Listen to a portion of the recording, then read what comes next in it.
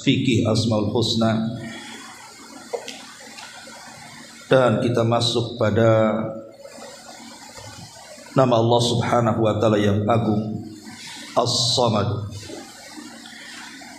As-Samadu artinya yang maha bergantung kepada Allah Subhanahu wa taala seluruh makhluk-makhluknya.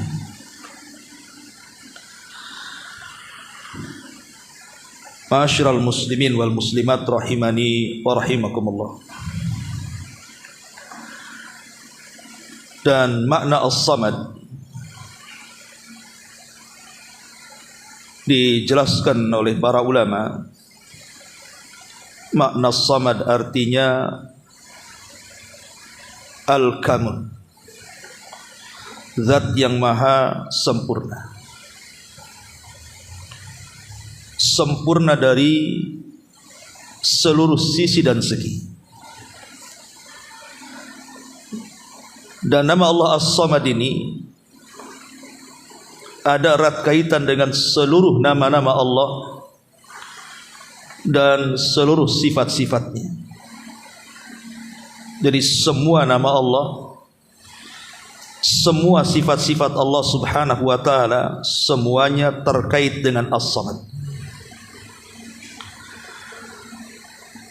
Kalau kita katakan Allah Subhanahu wa taala zat yang maha mengetahui,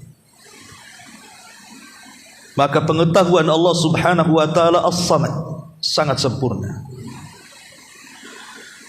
Kalau kita katakan Allah Subhanahu wa taala maha kuasa, maka kekuasaan Allah Subhanahu wa taala As-Samad, maha sempurna. Kalau kita katakan Allah Subhanahu wa taala maha kaya, maka kita katakan kekayaannya As-Samad sangat sempurna. Sebutkan nama-nama Allah dan sifat-sifatnya, itu semua terkait kepada As-Samad. Makanya disebutkan oleh turjumanul Quran Abdullah ibn Abbas radhiyallahu anhuma, ketika ditanya apa itu As-Samad, maka dia mengatakan As-Samad as-sayyidul ladzi qad kamula fi su'dudihi wasyariful ladzi qad kamula fi syarafihi wal azimul ladzi qad kamula fi azamatihi wal halimul ladzi qad kamula fi hilmihi wal alimu alladzi qad kamula fi ilmihi wal hakimul ladzi qad kamula fi hikmatihi wa huwa alladzi qad kamula fi anwa'i syarafi wa su'dudi. Ma'asyiral muslimin wal muslimat rahimani wa rahimakumullah. Ketika Abdullah ibn Abbas radhiyallahu anhu ditanya tentang apa makna As-Samad, maka beliau mengatakan As-Samad adalah Tuhan yang sangat sempurna dalam kedudukannya, yang mulia dan yang sempurna dalam kemuliaannya, yang agung dan yang sempurna keagungannya, yang lembut dan yang sempurna kelembutannya, dan yang kaya dan yang sempurna kekayaannya, yang perkasa dan sempurna dalam keperkasaannya, yang berilmu dan yang sempurna keilmuannya, yang hakim yang sempurna akan hikmahnya. Dialah yang sempurna dalam segala bentuk kemuliaan dan kedudukan, dan dialah Allah. Sifat-sifat itu dan dia, maksudnya dialah Allah, itulah As-Samad. Itulah makna daripada As-Samad. Jadi intinya bahwa secara umum kata Abdullah ibn Abbas radhiyallahu anhuma, bahwa Allah itu As-Samad, maknanya sempurna dalam nama-namanya dan juga sifat-sifatnya. Artinya kalau kita ingin memiliki pengetahuan, maka mintalah pengetahuan kepada As-Samad yang sempurna pengetahuannya. Kalau kita ingin minta kekuasaan, maka mintalah kepada yang samad kekuasaannya, yang sempurna kekuasaannya. Kalau kita minta rizki, minta kesembuhan dan begitu seterusnya, maka mintalah kepada As-Samad yang sempurna akan kekayaannya. Dialah maha bergantung seluruh makhluk-makhluknya. Itulah makna daripada As-Samad. Ma'asyiral muslimin yang dimuliakan Allah Subhanahu wa taala, manusia yang tidak paham arti As-Samad, bahwa seluruh makhluk bergantung kepada Allah Subhanahu wa taala, pasti terjerumus kepada kesyirikan. Ketika orang-orang Nasrani tidak paham makna As-Samad, bahwa kita ini bergantung kepada Allah Subhanahu wa taala, maka mereka pun lari dari Allah Subhanahu wa taala dan bergantung kepada makhluknya dan mengatakan bahwa Isa bin Maryam adalah Tuhan. Ketika orang-orang Yahudi tidak paham makna As-Samad, maka mereka pun bergantung kepada selain Allah, maka mereka pun bergantung kepada makhluknya Uzair ibnullah, kata mereka. Ketika orang-orang musyrik Arab tidak paham makna As-Samad, akhirnya mereka pun bergantung kepada selain Allah, maka mereka bergantung kepada Lata, Uzza, Manat, Khubal dan seluruh patung-patung yang disembah kala itu. Ketika orang-orang Majusi tidak paham makna As-Samad, maka mereka bergantung kepada selain Allah, mereka pun bergantung kepada api, karena orang Majusi menyembah api. Atau orang-orang musyrik secara umum, ketika mereka tidak paham As-Samad, apa yang terjadi? Maka mereka bergantung kepada pohon, bergantung kepada gunung, bergantung kepada lautan, bergantung kepada siang dan malam, matahari dan bulan, dan begitu seterusnya. Dan Allah katakan, la tasjudu lisyamsi wala lilqamar wasjudu lillahi alladhi khalaqahunna in kuntum iyyahu ta'budun. Janganlah kalian sujud kepada matahari dan bulan, tapi sujudlah kepada zat yang menciptakan keduanya. Itulah As-Samad. Maka kita wajib memahami kalimat Samad supaya tidak bergantung kepada selain Allah Subhanahu wa taala. Ma'asyiral muslimin wal muslimat rahimani wa rahimakumullah. Di zaman Nabi sallallahu alaihi wasallam ada seorang ibu yang ketika itu kemalangan, anaknya sakit parah. Kemudian sang ibu ini membawa anak ini ke hadapan patung. Kemudian dia memanggil-manggil, ya sanam, ya sanam, ishfi waladi. Wahai patung, wahai berhala, sembuhkanlah putraku. Dan dia terus memanggil-manggil, ya sanam, wahai berhala. Tetapi tidak menambah kecuali keparahan penyakitnya. Bukan makin sembuh, makin parah ini penyakit anak ini. Akhirnya kemudian dia saking khusyunya menyebut As-Sanam, terpeleset lidahnya menjadi As-Samad. Harusnya dia menyebut As-Sanam, ya sanam, ya sanam. Entah masalahnya apa, kepeleset lidahnya, dia menyebut ya Samad, ya Samad. Tiba-tiba anaknya sembuh. Jadi malaikat ini datang kepada Allah Subhanahu wa taala dan mengatakan, ya Rabb, dia tidak pernah menyembah kamu walaupun satu detik sekalipun, dan dia memanggil-manggil As-Sanam, hanya kepeleset lidah menjadi As-Samad. Kenapa kau berikan kesembuhan? Maka Allah Subhanahu wa taala mengatakan kepada para malaikat ini, hal fil wujudi as-samadu ghairi? Apakah di alam semesta ini ada As-Samad selainku? Apakah di alam semesta ini ada tempat bergantung selainku? Kata Allah. Maka wanita itu telah menggantungkan kesembuhannya kepadaku, maka aku pun sembuhkan anaknya. Itulah As-Samad. Makanya orang yang tidak paham makna As-Samad, pasti dia terjerumus kepada kesyirikan. Karena secara fitrah sebenarnya, ikhwatu fiddin, manusia itu sangat bergantung kepada Allah Subhanahu wa taala, hatta orang-orang musyrik sekalipun. Di zaman Nabi sallallahu alaihi wasallam ada seseorang sahabat sebelum masuk Islam, Dia penyembah berhala namanya Husain, ayahanda daripada Imran ibn Husain. Dan dua-duanya sahabat. Imran ibn Husain sahabat, Husain juga sahabat.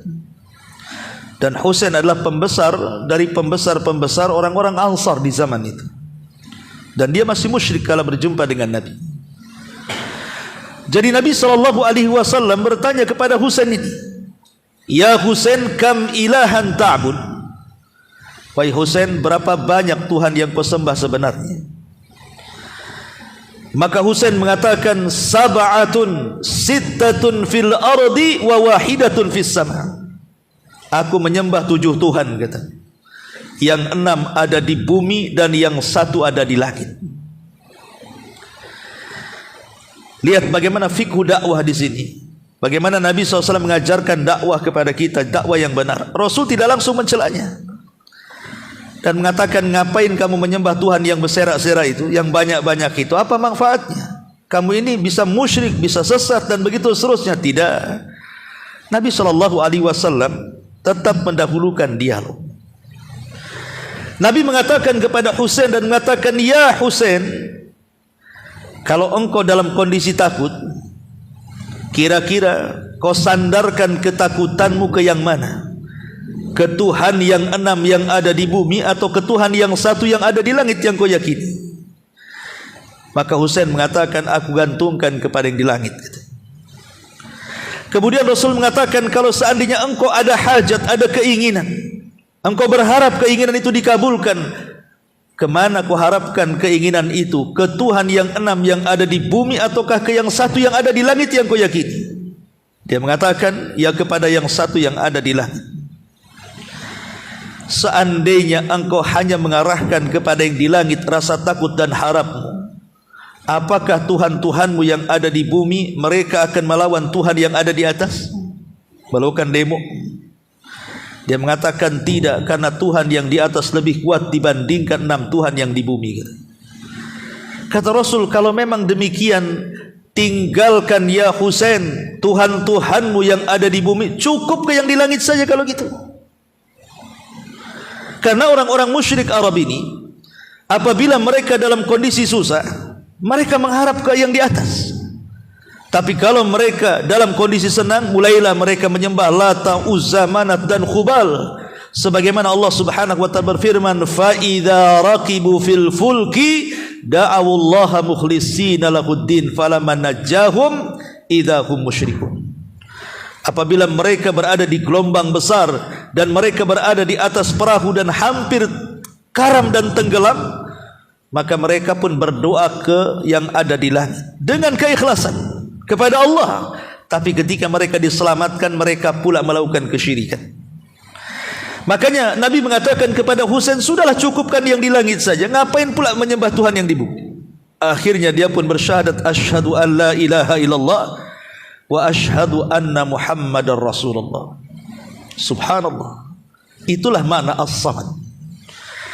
Nabi mengajarkan kepada Husain agar hanya bergantung kepada Allah, baik dalam kondisi kita takut ataupun dalam kondisi kita berharap. Ma'asyiral muslimin yang dimuliakan Allah Subhanahu wa taala.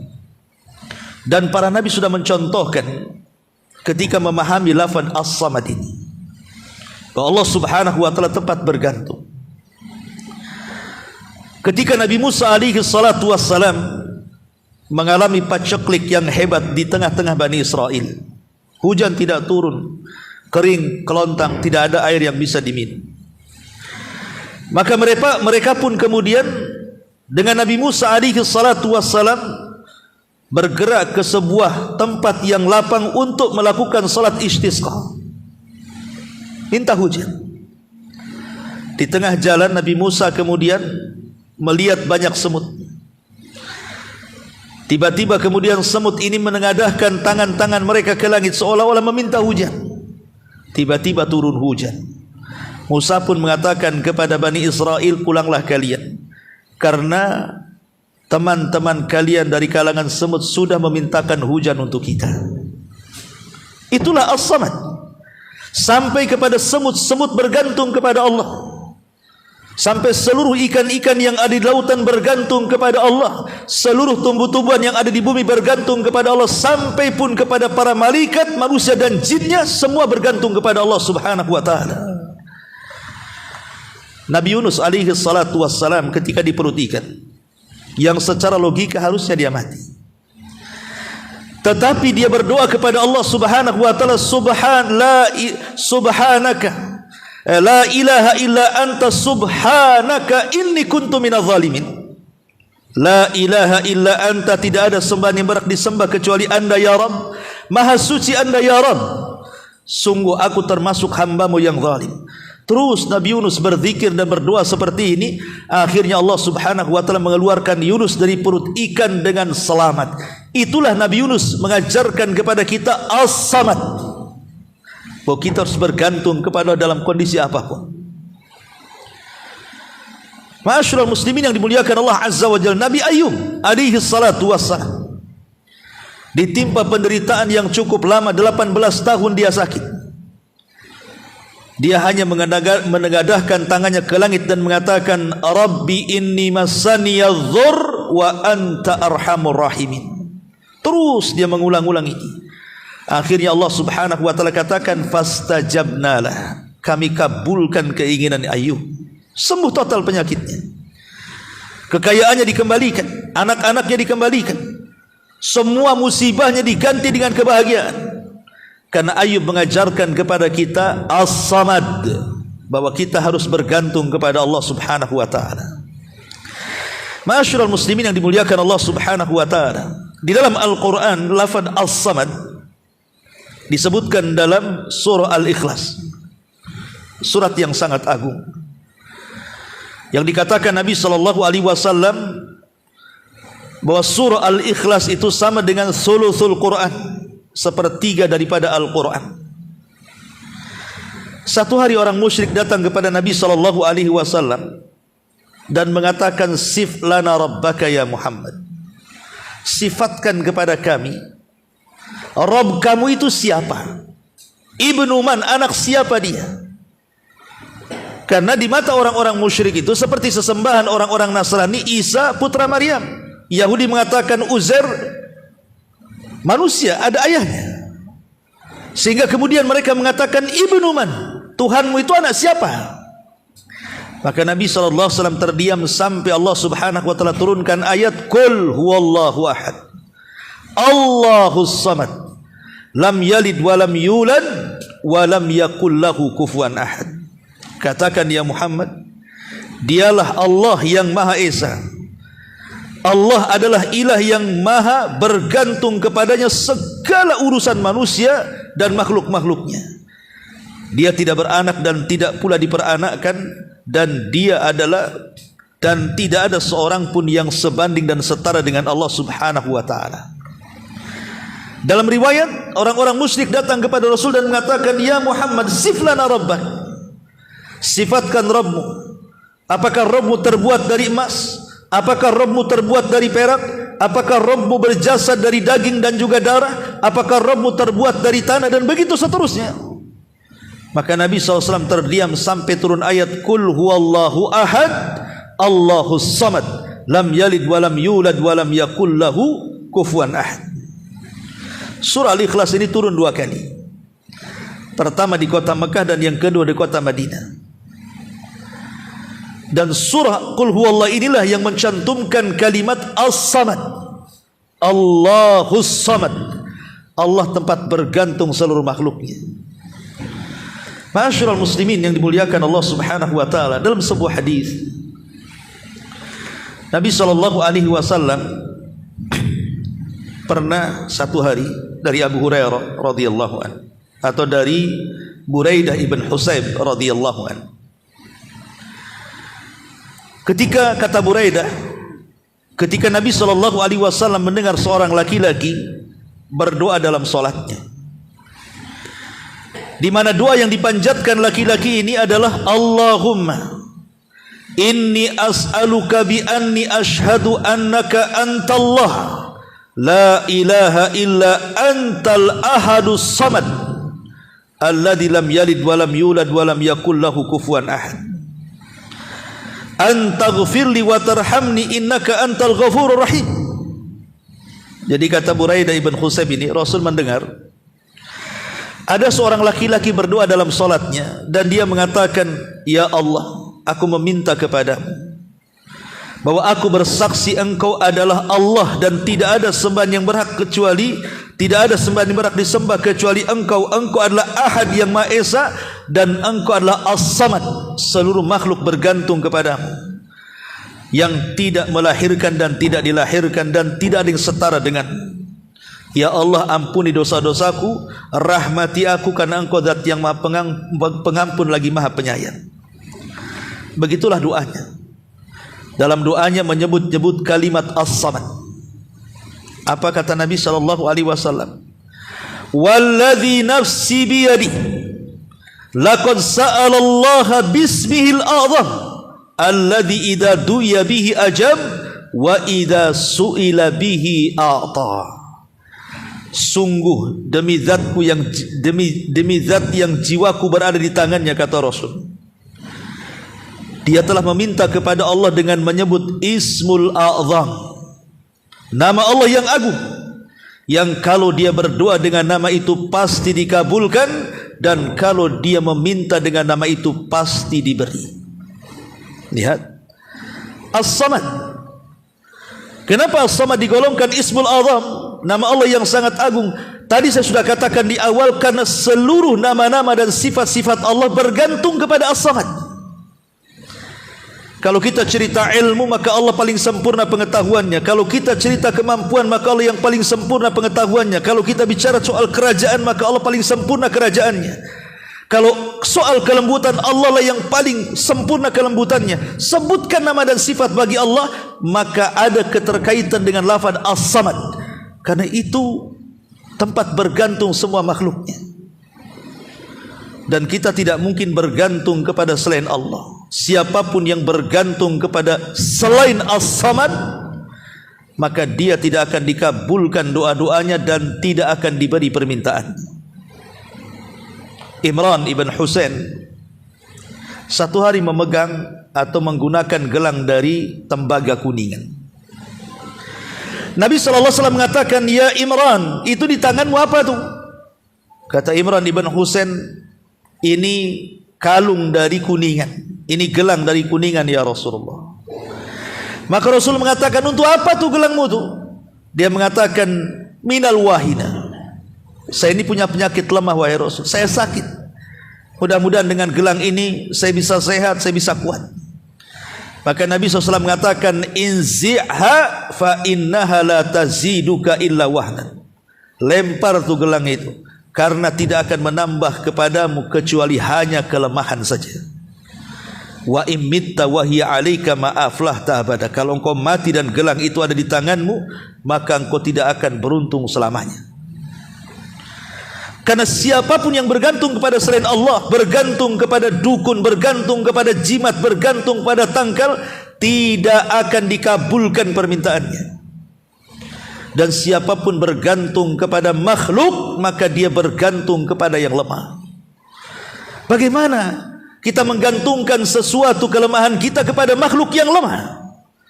Kita bergantung kepada makhluk yang tidak punya kekayaan. Kita minta kekayaan tapi bergantung kepada makhluk yang tidak kaya. Macam mana akan diberi kekayaan itu? Maka bergantunglah kepada zat yang kaya. Satu hari ada anak muda, dia miskin, tidak punya apapun. Dia mendatangi orang kaya. Setiap hari dia datang kepada orang kaya, dan orang kaya ini jenuh juga karena selalu diberi. Lama-lama marah juga dia. Maka ketika dia meminta, karena selalu meminta, akhirnya tidak diberi. Itulah bedanya Allah dengan makhluk. Kalau Allah kita berhenti meminta, Allah murka kepada kita. Kalau kita terus meminta kepada makhluk, makhluk pula murka kepada kita. Akhirnya kemudian dia pun, karena hari itu dia harus makan, sementara sang kaya, orang kaya itu tidak ngasih apapun kepada dia. Terpikirlah dia ingin masuk ke rumah zat yang maha kaya. Masuk ke masjid, rumah zat yang maha kaya, Baitullah. Dia masuk ke masjid, kemudian dia salat, kemudian dia menengadahkan tangan, lah kebetulan orang kaya yang biasa ngasih akhirnya tidak ngasih karena sering memberi, akhirnya marah karena sering minta. Lewatlah kemudian orang kaya ini di samping masjid itu. Rupanya orang miskin yang hari-hari minta kepada dia sedang menengadahkan tangan ke langit. Dia kira dia sedang mendoakan doa jelek kepada dia karena tidak memberi lagi. Maka dia langsung masuk ke masjid dan mengatakan, "Ya fulan, cukuplah doamu," katanya. "Jangan kau doakan jelek lagi aku, ku kasih separuh hartaku untukmu," katanya. Subhanallah, dia salah kira. Ma'asyiral muslimin yang dimuliakan Allah Subhanahu wa taala, lihat siapa yang menggerakkan orang kaya ini ngasih separuh hartanya, padahal dia tidak sedang mendoakan doa kezaliman. Dia sedang meminta kepada Allah. Allah yang menggerakkan orang kaya ini ngasih sama dia. Di zaman Nabi SAW, entah kenapa Rasul terlangkahkan kakinya menuju masjid di waktu yang bukan waktu sholat, di waktu duha. Orang lagi sibuk bekerja. Dilihatnya ada seorang sahabat dari kalangan Ansar yang sedang beribadah dalam masjid itu sendirian, tidak ada orang kecuali dia. Dan Nabi SAW mengatakan, sahabat ini namanya Abu Umamah al-Ansari. Kata Nabi SAW, dia mengatakan, "Ya Aba Umamah, kenapa engkau berada di masjid di waktu yang bukan waktu sholat? Ini waktu orang kerja, waktu duha. Orang yang di ladang ke ladang, orang yang di kantor ke kantor, orang lagi sibuk kerja, kau pula ke masjid." Maka Abu Umamah radhiyallahu anhu mengatakan, "Ya Rasulullah, humumun lazimatni wa duyun." Rasul, aku bingung, stres karena hutang yang menumpuk dan masalah yang banyak yang ada di kepalaku. Maka Nabi SAW mengatakan, "Ya Aba Umamah, maukah ku ajarkan kepadamu beberapa kalimat yang kalau kau baca di waktu pagi dan petang, Allah akan hilangkan kegundahanmu dan Allah akan lunasi hutang-hutangmu," katanya. Kata Abu Umamah, "Ya Rasulullah, sebutkan kalimat-kalimat itu biar ku baca." Maka Nabi SAW mengatakan, "Ya Aba Umamah, katakan Allahumma inni a'udzubika minal hammi wal hazan wal ajzi wal kasal wal azzi wal kasal wal jubni wal bukhli wa ghalabatid daini wa qahrir rijal." Ya Allah, aku berlindung kepadamu dari kegundahan dan kesedihan, dari kelemahan dan kemalasan, dari kelemahan dan juga kebakhilan, dari kepengecutan dan kebakhilan, dan dari terkalahkan hutang ataupun budi baik orang. Maka Abu Umamah pun kemudian mengamalkan doa ini. Satu hari dia datang kepada Rasulullah dan mengatakan, "Ya Rasulullah, adhaba hammi wa qadha anni daini." Ya Rasul, sudah hilang stresku dan hutangku sudah terlunasi. Lihat Abu Umamah mengajarkan, memang sebagian ulama melemahkan hadis ini, tapi ada syahidnya hadis yang lain, artinya doanya sahih. Jadi Nabi SAW mengajarkan kepada kita bagaimana dia mengajarkan kepada Abu Umamah segala sesuatu itu harus dikembalikan kepada Allah. Minta kepada Allah. Kalau kita stres, minta kepada Allah. Banyak hutang, minta kepada Allah agar dilunasi, gitu maksudnya. Kenapa? Karena Rasul ingin mengajarkan kepada kita, itulah makna samad. Itulah makna as-samad, maha bergantung kepada Allah seluruh makhluk-makhluknya. Baik, kita akan baca di sini, ma'asyiral muslimin yang dimuliakan Allah Subhanahu wa taala, apa yang dikatakan beliau di sini. Tapi sebelumnya, sebagaimana biasa, kita akan petik dulu athar imaniyah, pengaruh keimanan ketika kita memahami makna as-samadu. Apa sih pengaruh imannya? Karena ini yang harus kita tangkap ketika kita mempelajari nama dan sifat bagi Allah. Jadi ketika kita mempelajari nama-nama Allah, harus ada pengaruh kepada kehidupan kita. Karena nama Allah itu bukan hanya disebut-sebut saja, tapi juga direnungkan dan ada pengaruh dalam kehidupan kita. Lalu apa pengaruh imannya ketika kita memahami makna as-samad di sini? Yang pertama, al-faza'u ilallah fi kullil hawaij. Hendaklah dalam kondisi apapun kita ini, ketika kita memiliki hajat dan kebutuhan, baik dalam kondisi senang ataupun susah, maka iltijaklah kepada Allah, sandarkan segala sesuatunya kepada Allah. Antum memulai usaha, minta supaya Allah memudahkan usaha antum. Antum pengen harta, minta kepada supaya Allah memudahkan rezeki antum, dan begitu seterusnya. Ingin jodoh, minta kepada Allah. Ingin kesembuhan, minta kepada, dan begitu seterusnya. Ya. Ini yang pertama. Yang kedua, as-sidqu fil i'timadi 'ala Allah. Ketika kita menggantungkan diri kepada Allah itu harus ada kejujuran. Jujur dalam bergantung kepada Allah, itulah makna daripada tawakal. Kita menyandarkan diri kepada Allah dengan sebenar-benar penyandaran dan akhdhu bil asbab, mencari sebab. Berdoa kepada Allah minta kesembuhan, ya berobat. Berdoa kepada Allah ingin punya keturunan, ya menikah. Berdoa ingin kekayaan, ya bekerja. Artinya sidqul i'timad, betul-betul menyandarkan diri kepada Allah, dan juga akhdhu bil asbab, mengambil sebab. Yang ketiga, istisyarul faqri baina yadayhi.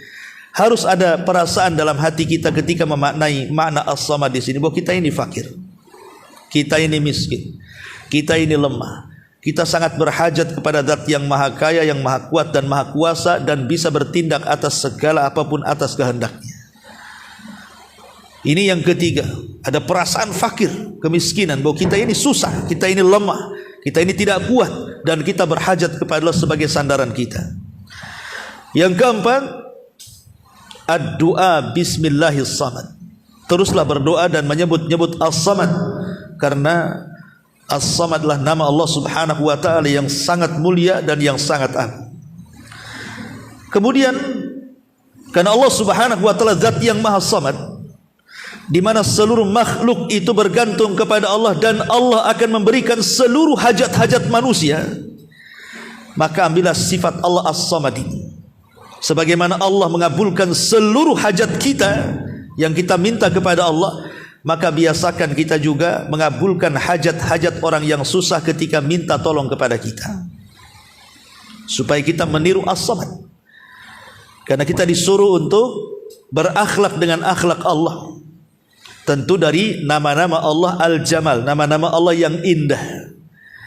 Tapi kalau nama-nama Allah Al-Jalal yang agung, maka kita tidak boleh berakhlak dengan akhlak Allah, tetapi kebalikan daripada akhlak Allah. Seperti Allah itu mutakabir, sombong, jangan niru sombong, tapi nirulah kebalikannya, tawadhu, rendah diri, rendah hati.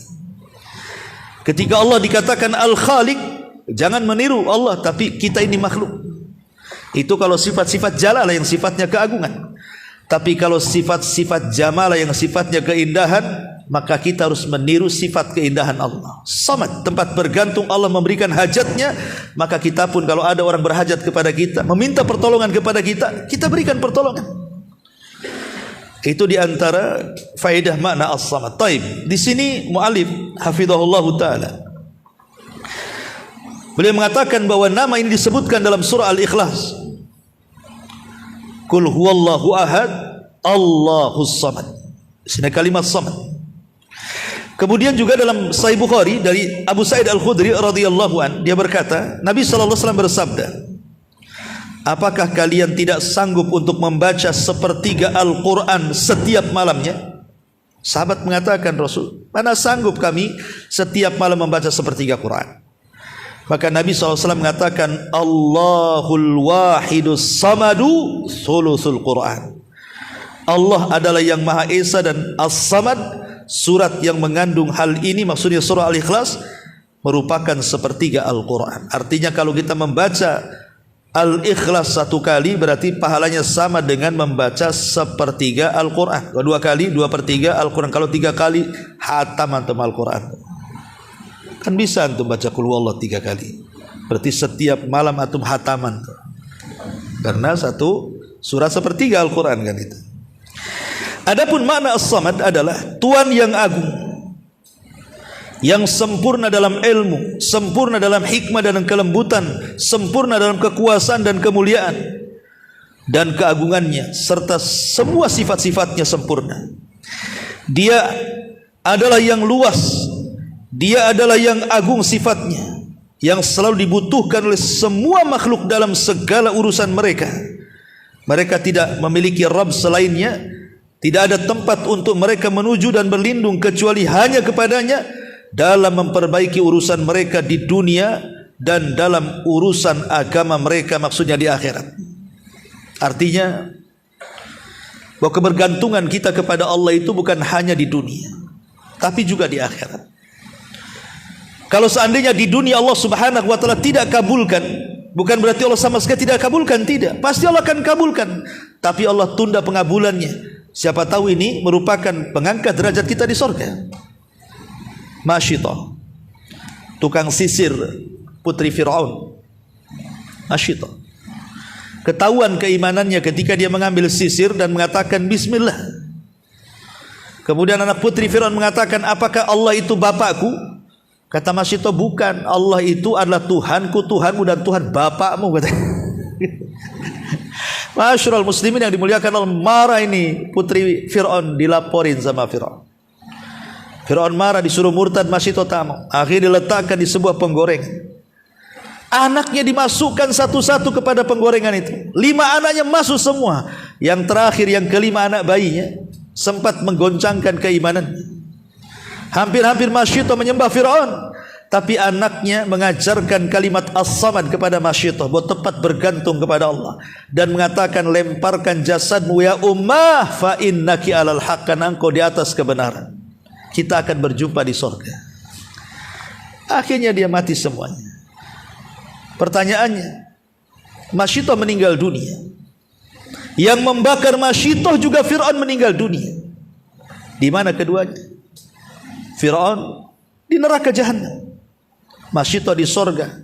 Dan Nabi SAW pernah masuk ke dalam sorga dalam peristiwa Mi'raj. Kemudian dia mencium wangi, teramat wangi dalam sorga. Kata Rasul, ini wangi-wangiannya siapa ini? Maka Jibril mengatakan, itu wangi-wangian Masyitatu ibnatu Fir'aun. Lihat, Bilal ibn Rabah disiksa oleh Sumayyah ibn Khalaf. Dua-duanya meninggal. Di mana Umayyah dan di mana Bilal? Bilal sudah Allah katakan, Rasulullah SAW katakan, jangan lagi orang yang sandalnya pun di surga. Sampai Rasul cemburu kepada Bilal dan mengatakan, ya Bilal, inni sami'tu khasataka fil jannah, madza tasna? Bilal, aku mendengar loh suara terompamu di surga, apa yang kau lakukan? Bilal mengatakan, tidak ada ya Rasulullah, kecuali, kata Bilal, ma tawadda'tu wudu'an illa wa qad sallaitu rak'ataini. Tidaklah aku berwudu kecuali setelahnya aku melaksanakan 2 rakaat salat wudu. Di mana Bilal? Di surga. Di mana Umayyah? Di neraka. Ya. Begitulah Allah tempat bergantung. Maka siapapun yang bergantung kepada Allah, minta dunia ataupun akhirat, maka Allah akan beri.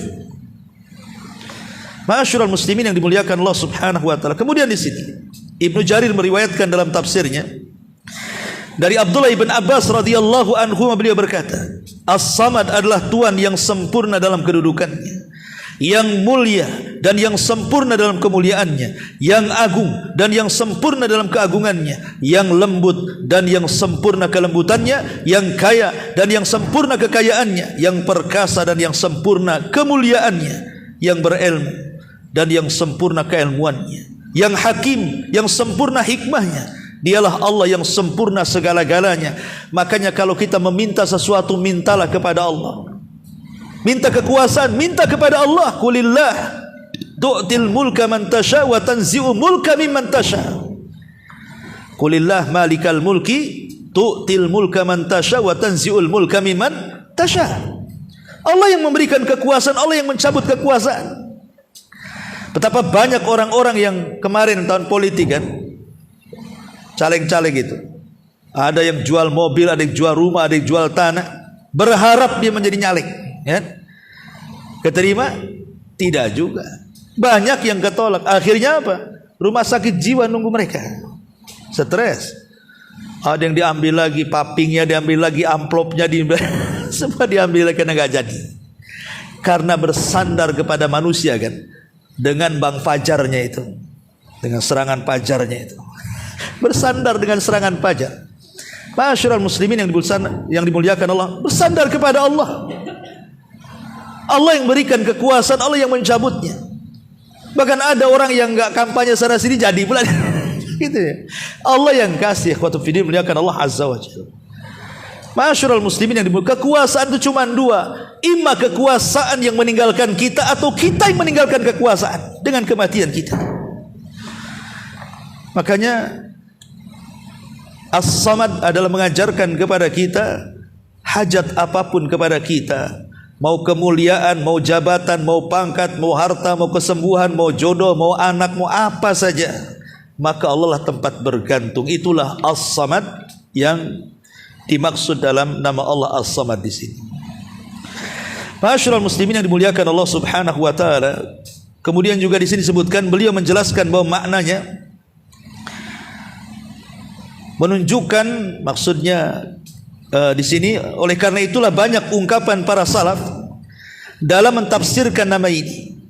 Di antara mereka ada yang mengatakan As-Samad lah zat yang tidak memiliki rongga, tidak makan, tidak minum. Di antara mereka ada pula yang mengatakan dia zat yang kepadanya semua makhluk membutuhkannya. Di antara mereka ada yang mengatakan dialah zat yang tidak keluar darinya satu apapun, yaitu tidak ada yang keluar darinya seorang pun dari manusia. Di antara mereka juga ada yang mengatakan dia adalah Tuhan yang sempurna kedudukannya. Di antara mereka ada yang mengatakan dialah zat yang tidak seorang pun ada di atasnya. Artinya makna As-Samad ini banyak, tapi intinya As-Samad adalah kesempurnaan Allah dari nama-nama dan sifatnya, di mana seluruh makhluk tidak ada yang bergantung kecuali Allah Subhanahu wa taala. Wallahu a'lam bishawab.